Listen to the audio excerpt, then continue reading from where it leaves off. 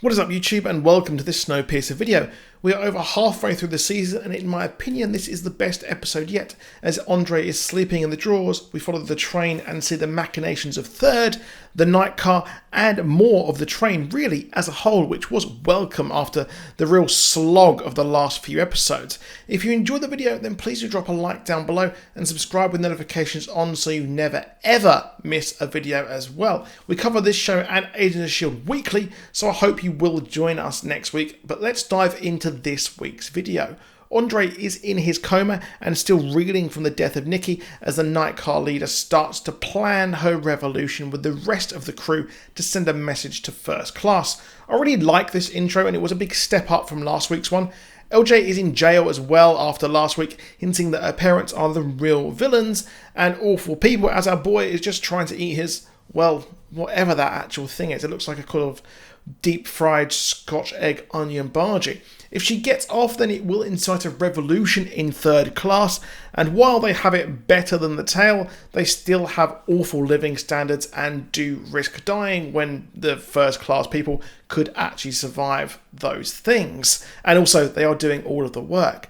Bess is in with Jinju as well, as she is getting an upgrade to Second Class, which is curious, and to be honest, I still don't really trust Jinju, and she's clearly in Melanie's pocket or scheming there. As we found out at the end of the episode, there are spies everywhere. The upgrades are sponsored by those in the decent class, and it seems if the person who is being upgraded misbehaves, well, the sponsor is punished. We saw Bess helping Andre and Josie at the end, so that will play a big part moving forward. And, well, if that is the case, well, she's got a Second Class thing in her hand, so not only is she able to navigate Third Class, she can now navigate Second Class as well, helping Andre and Josie there, as we saw at the end. We see LJ playing the Switch, which is interesting, while her parents are worried about her trying to get her deposition right, and they are actually playing heavily into the angle that she was forced by her security guard and she's not a total and utter sicko. So yes, that's curious there. I've seen a few people on Reddit as well talk about how the train took off in 2014 and the Switch didn't come out until I think 2016. So yeah, interesting to say the least, but it doesn't take me out of the whole episode like it does some weirdos. The barman from Third appears with a tray, and it's taken to the First Class carriage as it is full of cockroaches and total general grossness.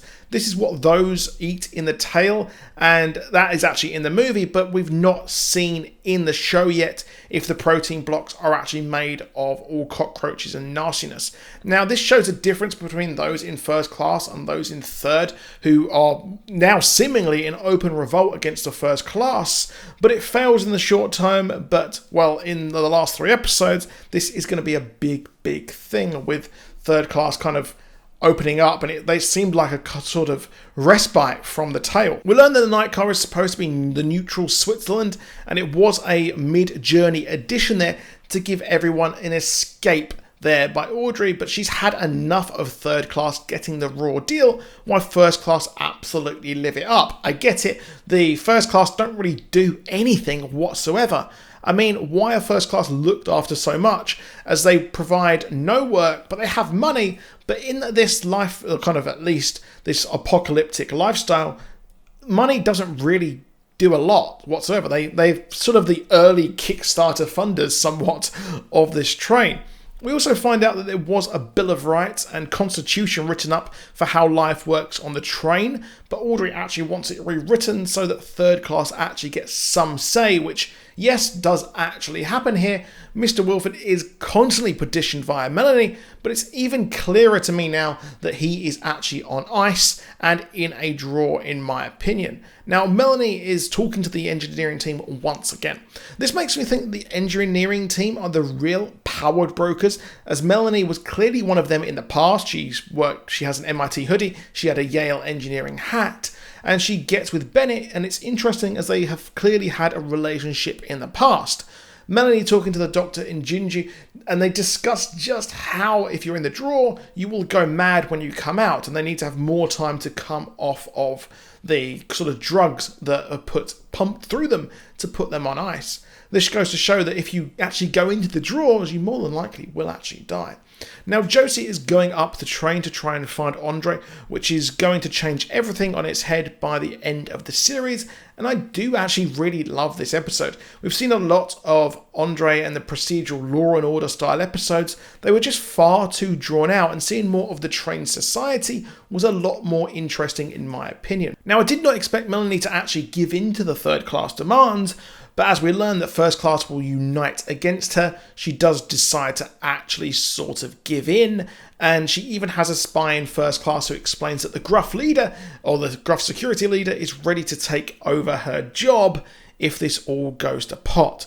We saw him throughout the season sort of square up mentally to Melanie, so this would make sense that she would try and secure her position with first class by letting them off and giving concessions to third class as well, such as the new constitution.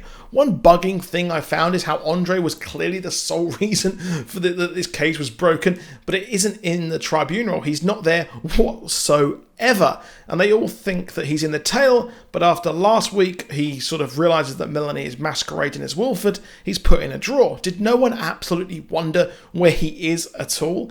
Another nugget of information at the tribunal is how it took 7 years to travel the world in 19 revolutions, which is about 2.7 trips around the world a year. Yes, I really do hope that math is correct, because yeah, I was terrible at maths in school. But Josie forms an alliance with our criminal janitor crew who will help her get into the drawers, but they just want the drugs. They just want the drugs that they have been peddling throughout the entirety of the season. And I'm not sure why they kind of help her there if they just try and do it over there at the end. I thought they wanted to get one of theirs out, that's what I got from that, but I guess I fell for it as well. But LJ finally takes a stand as the crocodile tears come out and drops a major bit of info that Sean Weiss knew there were spies everywhere, and he has all sorts of information on the train. This is how she gets away with this, as the episode managed to set up a win for third class, but the game comes crashing down as Melanie's world is turned upside down with this revelation.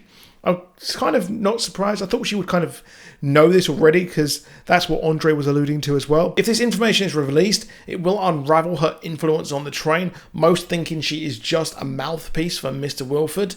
But again, engineering pretend to be Wilford as they send down the word that LJ is going scot-free.